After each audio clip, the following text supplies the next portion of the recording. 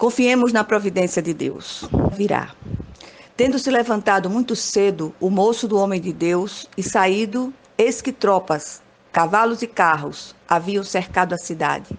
Então o seu moço lhe disse: Ai, meu senhor, que faremos? Ele respondeu: Não temas, porque mais são os que estão conosco do que os que estão com eles. Orou Eliseu e disse: Senhor, peço-te que lhe abras os olhos para que veja. O Senhor abriu os olhos do moço e ele viu que o monte estava cheio de cavalos e carros de fogo em redor de Eliseu. Segundo de Reis 6, 15 a 17. Confiemos na providência de Deus, mesmo a despeito das circunstâncias e as incertezas que nos rodeiam. O texto lido descreve a ação do profeta Eliseu na guerra contra os sírios. Eliseu era o sucessor de Elias. É inevitável aqui não estabelecer uma comparação entre esses dois profetas de Deus. Enquanto Elias era um homem de um ministério de fogo, suas palavras eram duras e contundentes, doesse a quem doesse.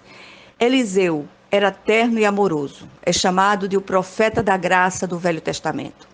Enquanto Elias, ao falar, se assemelhava a um trovão, Eliseu parecia uma brisa suave. Quando o terrível exército da Síria, sob o comando de Ben-Hadad, levantou-se contra Israel, cujo rei provavelmente deveria ser Jorão, filho de Acabe, o terror tomou conta de todo o povo. Até mesmo o ajudante do profeta foi contaminado por aquele sentimento de medo por causa do grande aparato bélico daquele povo cruel. A ação efetiva de Eliseu foi, sobretudo, levar o povo, especialmente o seu moço, a confiar na providência sobrenatural de Deus, apesar das circunstâncias. A igreja dos nossos dias precisa restaurar a sua percepção do sobrenatural de Deus e reconhecer a manipulação dos falsos profetas e dos falsos devotos para atrair adeptos e seguidores. O real propósito dos milagres é glorificar o nome excelso do Senhor nosso Deus e não engrossar as fileiras eclesiásticas.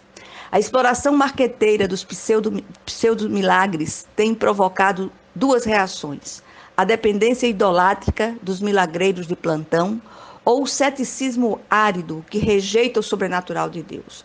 Os dois extremos são perigosos porque confundem a percepção do verdadeiro agir de Deus.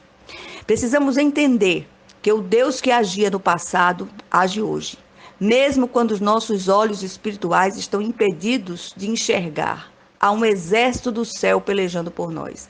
E a glória dessa ação é totalmente de Deus, não de homens. Através do relato daquele episódio, podemos perceber dois aspectos do caráter de Deus. O Senhor é o Deus forte que vê. E o Senhor é o Deus Todo-Poderoso que comanda seus exércitos dos céus para proteger o seu povo. Está implícito neste contexto um dos nomes através do qual Deus se manifesta. El Roi, o forte que vê. Descobrimos aqui que nada acontece ao seu povo sem que antes o Senhor revele aos seus servos os profetas, os verdadeiros profetas. Foi assim no passado, é assim hoje. O Senhor não só vê as ações, mas sonda mentes e revela as intenções dos corações.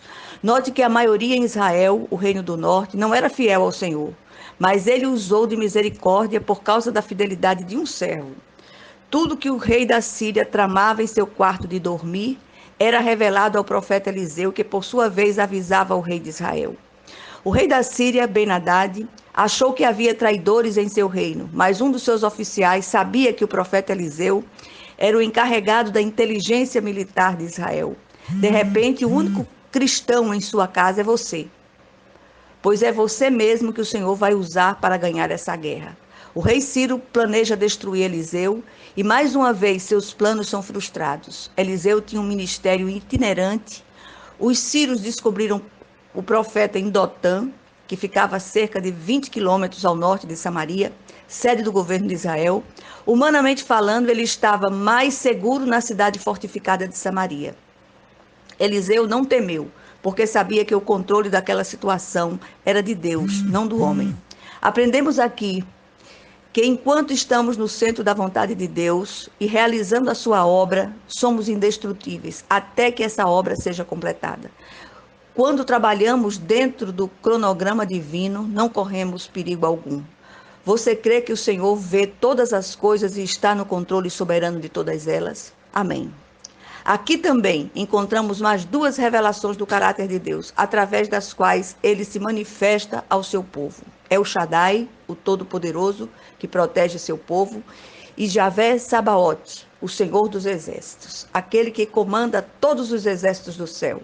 O exército do rei da Síria cercou a cidade de Dotã para prender o profeta Eliseu, e o servo do profeta, ao levantar-se pela manhã, deparou-se com todo aquele aparato militar à sua volta. Em seu desespero, ele procura o profeta que parece não se abalar. Antes, Eliseu procura mostrar ao seu moço que ele precisava aprender a confiar na providência de Deus, mesmo apesar das circunstâncias, por mais desesperadoras que parecessem. Quantos em nosso meio precisam aprender a mesma coisa? Aprendemos aqui, com o moço do profeta, que não devemos nos envergonhar de nossos momentos de incredulidade, como Tomé. Precisamos de alguém que nos ajude a manter viva, pura e intacta nossa fé. Foi isso que Eliseu fez. Bem-aventurados os que não viram e creram. Mas em muitas situações precisamos ter os olhos espirituais abertos para enxergar ao nosso redor carros e cavalos de fogo.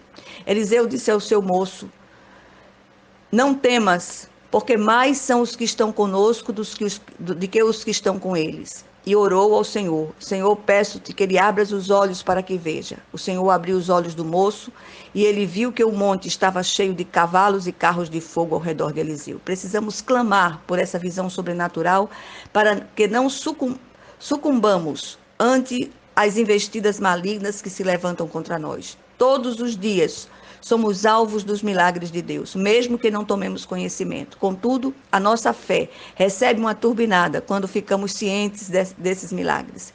Você sabe que tem um exército do céu pelejando por você agora mesmo? O Senhor continua enviando carros e cavalos de fogo para nos proteger. Tão somente creamos e confiemos em nome de Jesus Cristo. Amém.